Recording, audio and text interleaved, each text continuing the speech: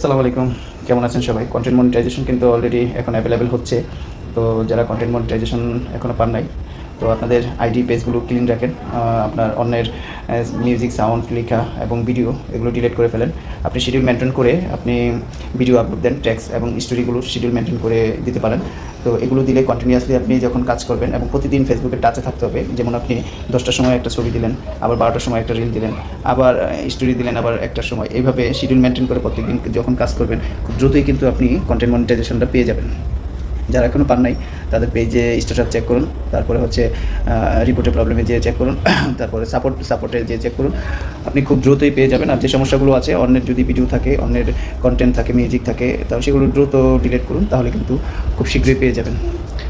তবে 100% আপনার page status check করুন, দেখুন ওখানে কোনো আপনার ক্লেম আছে কিনা। যদি থাকে সেগুলো দ্রুত ডিলিট করে দিন।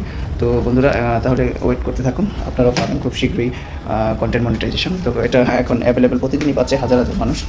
তো আপনিও পাবেন আশা করি, কারণ এটা যেহেতু সবাই পাচ্ছে, আপনিও পাবেন। আর হচ্ছে ওই একটা জিনিস, টাইমলি আপনি শিডিউল মেনটেন করে যখন কাজ করবেন, তখন ফেসবুক যখন এটা রিভিউ করবে, তখন অটোমেটিক